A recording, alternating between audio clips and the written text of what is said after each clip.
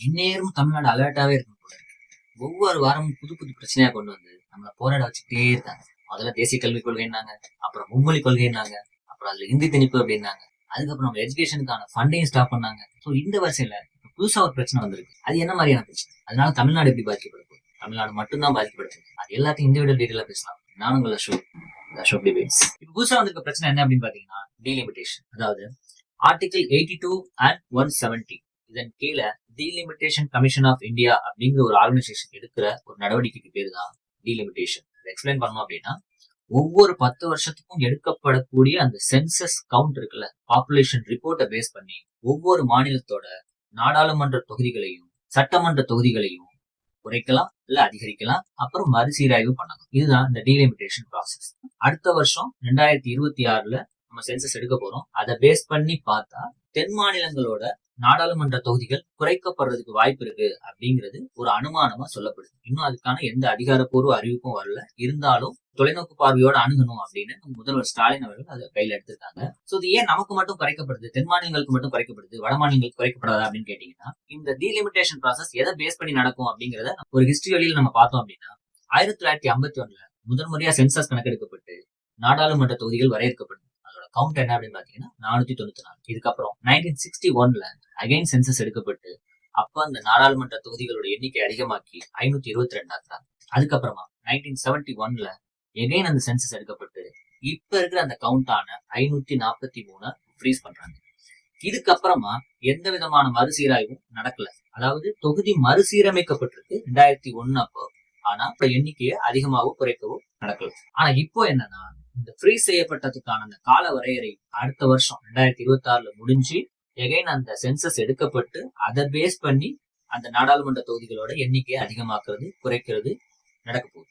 So இதுல நமக்கு ஏன் குறையும் அப்படின்னு பாத்தீங்கன்னா, 1971க்கு அப்புறம் இந்திரா காந்தி பாப்புலேஷனுக்கு ஏத்த மாதிரிதான் நிதி பங்கீடு நடக்கும் அப்படிங்கிற ஒரு முடிவு எடுக்கும்போது பலதரப்பட்ட தலைவர்கள் அதுக்கு எதிர்ப்பு தெரிவிச்சாங்க. அதாவது நீங்க சொன்ன அந்த குடும்ப கட்டுப்பாடு, ஃபேமிலி பிளானிங் திட்டத்தை தென் மாநிலங்கள் நாங்க தீவிரமா இம்ப்ளிமெண்ட் பண்ணிருக்கோம். ஆனா நார்த் இந்தியா அதை பத்தி கவலையே படாம பாப்புலேஷன் அதிகமாக்கிட்டே போறாங்க. சோ இதை பேஸ் பண்ணி நீங்க ஒரு நிதி பங்கீடையும் இதை பேஸ் பண்ணி டீலிமிட்டேஷன் ப்ராசஸ் எல்லாம் நடந்துச்சு அப்படின்னா எங்களுக்கான பிரதிநிதித்துவம் அந்த பார்லிமெண்ட்ல இருக்காது அப்படிங்கிறது தான் அவங்களோட ப்ராப்ளமா இருந்தது. சோ இதையெல்லாம் கன்சிடர் பண்ண இந்திரா காந்தி அவர்கள் அந்த 1971 சென்சஸ் இருக்குல்ல, அதை அப்படியே ஃப்ரீஸ் பண்ணி இதுதான் டீலிமிட்டேஷன் ப்ராசஸ்க்கான சென்சஸ், இதுக்கப்புறம் இதை மாற்றி அமைக்கப்பட வேண்டாம் அப்படிங்கிற மாதிரி ஒரு முடிவு எடுத்தாங்க. இதுக்கப்புறம் இதுக்கான தேவைகள் வரும்போது எல்லாம் இதை போஸ்ட்போன் பண்ணி 2021ல எடுக்கப்படும் அப்படின்னு சொன்னாங்க. பட் 2021ல இந்த கோவிட் பிரச்சனைனால இதை கொஞ்சம் போஸ்ட்போன் பண்ணி 2026ல தான் இந்த சென்சஸே எடுக்கப்படுவாங்க. நம்மளோட நாடாளுமன்ற தொகுதிகள் சட்டமன்ற தொகுதிகள் எல்லாம் மறுசீரமைக்கும். இப்ப இருக்க ஃபார்முலா படி கால்குலேட் பண்ணி பார்த்தோம் அப்படின்னா ஏறக்குறைய 8ல இருந்து 9 தொகுதிகளை தமிழ்நாடு இழக்கலாம். கேரளா 8 தொகுதிகளையும், கர்நாடகா 2 தொகுதிகளையும், தெலுங்கானா, ஆந்திர பிரதேஷ் தலா 8 தொகுதிகளையும் இழக்கலாம் அப்படிங்கிற ஒரு முடிவுக்கு இப்போதைக்கு ஒரு அனுமானமா சொல்லப்பட்டுக்கிட்டு இருக்கே தவிர இதுக்கான அதிகாரப்பூர்வ அறிவிப்பு இல்லை.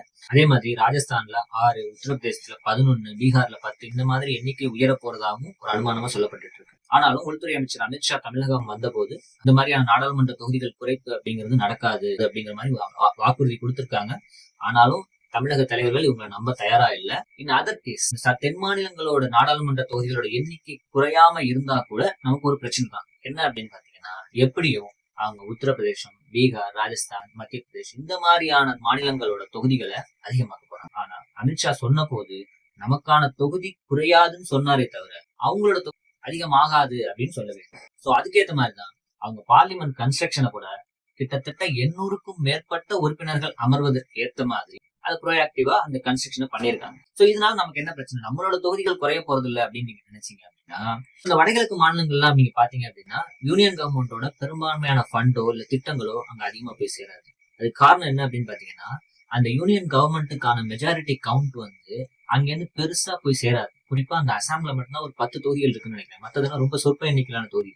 சோ இவங்களுக்கு போய் அதிகமா செஞ்சு நமக்கு யூனியன் கவர்மெண்ட்டுக்கான சப்போர்ட் அதிகமா கிடைக்க போறதுனால அந்த மாநிலங்களை பெருசா மத்தியில் எந்த கட்சி ஆட்சிக்கு வந்தாலும் கண்டுக்க மாட்டாங்க. நாம அந்த அளவுக்கு குறைஞ்சு போயிடலனா கூட லிமிட்டேஷன்னால அந்த ஹிந்தி பெல்ட் அப்படிங்கிற சொல்லக்கூடிய மாநிலங்கள்ல கவுண்ட் அதிகமானுச்சு அப்படின்னா இந்த மத்திய அரசுக்கான தேர்தல் வரும்போது பிஜேபி இந்த மாநிலங்கள்ல மட்டும் கான்சன்ட்ரேட் பண்ணி அந்த மெஜாரிட்டியை வாங்கிட்டு அவங்க நினைக்கிறத அமல்படுத்துறதுக்கு எளிமையான நடைமுறை ஆக்கிடுவாங்க. 2014 இருந்து 2024 வரைக்கும் பிஜேபியோட இதேச்சதிகார அந்த போக்கு பத்தி உங்களுக்கு தெரியும்.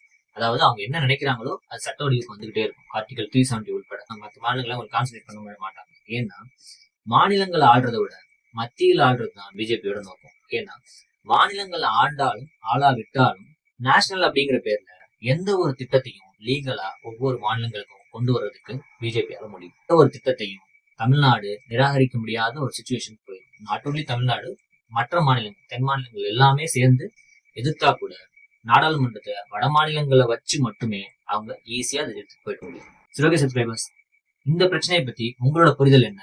இது உண்மையிலே தமிழ்நாடை பாதிக்குமா அப்படிங்கறத பத்தி நீங்க என்ன நினைக்கிறீங்க? எல்லாத்தையும் கமெண்ட்ல சொல்லுங்க. அடுத்து நான் என்ன டாபிக் பேச போகணும் அப்படின்னு நீங்க நினைக்கிறத பத்தி கமெண்ட்ல சொல்லுங்க. அடுத்து ஒரு முக்கியமான கண்டென்ட்டோட உங்களை சந்திக்கிறேன்.